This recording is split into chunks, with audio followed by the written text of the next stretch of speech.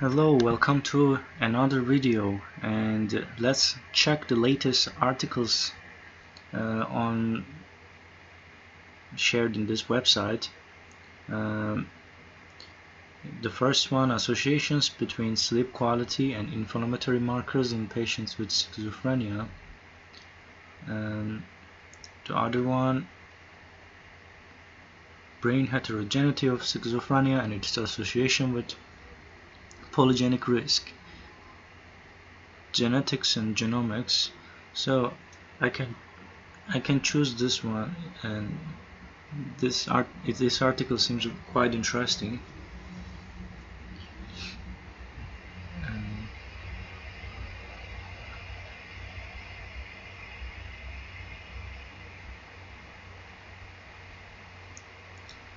Are schizophrenia and its polygenic risk associated with brain structural heterogeneity in addition to mean change? In these case control analyses, 1,151 patients and 2010 controls, schizophrenia was associated with increased heterogeneity in frontotemporal thickness and area and cortical, ventricle and hippocampal volumes, as well as robust reductions in mean estimates. So there is reductions in mean estimates. In an independent sample of 12,490 healthy controls, polygenic risk for schizophrenia was associated with thinner frontotemporal cortices and smaller Ca volume on the left hippocampus, but not with heterogeneity. So it seems, so how they interpret this information, so they found change. Schizophrenia appears to be associated with increased inter-individual differences in brain structure, possibly reflecting clinical heterogeneity, gene-environment interactions, or secondary disease factors. This is interesting because so that there are individual differences in brain structure, and it may reflect clinical heterogeneity, but how we reach this conclusion is unclear, I guess. Gene-environment interactions or secondary disease factors. Between individual variability in brain structure is determined by gene-environment interactions, possibly reflecting differential sensitivity to environmental and genetic perturbations. Magnetic resonance imaging studies have revealed thinner cortices and smaller cortical volumes in patients with schizophrenia. However, group-level comparisons may mask considerable within-group heterogeneity, which has largely remained unnoticed in the literature. So the objective is obviously, like mentioned in the title, to compare brain structural variability between individuals with schizophrenia and healthy controls, and to test whether respective variability reflects the polygenic risk score for schizophrenia in an independent sample of healthy controls. So there are so many patients in this bank, like I think more than 1,000 is mentioned, and it's starting from 2004 to 2018 and analyzed from December to August.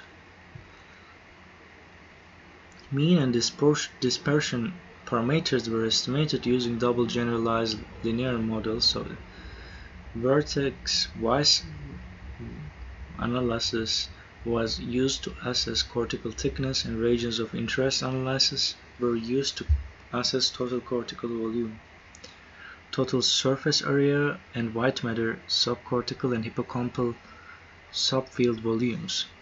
Follow-up analysis included within sample analysis, test of robustness of the PRC threshold, population covariates, outlier removal, and control for image quality. So Um, Results. Um, a comparison of schizophrenia. So average age is 33.8. I think 10 is standard deviation, right? Mean and standard deviation. And they're probably chronic schizophrenia patients. Most of them are male because most of the schizophrenia patients are male, and revealed higher heterogeneity in schizophrenia for cortical thickness and cortical and ventricle volumes and hippocampal subfields. In the UK, biobank sample of participants, higher PRC was associated with thinner frontal and temporal cortices and smaller left CA2-3, but wasn't significantly associated with dispersion. Okay. This study suggests that schizophrenia is associated with substantial brain structural heterogeneity beyond the mean differences. These findings may reflect higher sensitivity to environmental and genetic perturbations in patients, supporting the heterogeneous nature of schizophrenia. A higher PRC was associated with thinner frontotemporal cortices and smaller hippocampal subfield volume, but not heterogeneity. This finding suggests that brain variability in schizophrenia results from interactions between environmental and genetic factors that are not captured by the PRC. Factors contributing to heterogeneity in frontotemporal cortex and hippocampus are key to furthering our understanding of how genetic and environmental factors shape brain biology and schizophrenia. So that's quite interesting article, and this is the introduction part, so you can even download the article.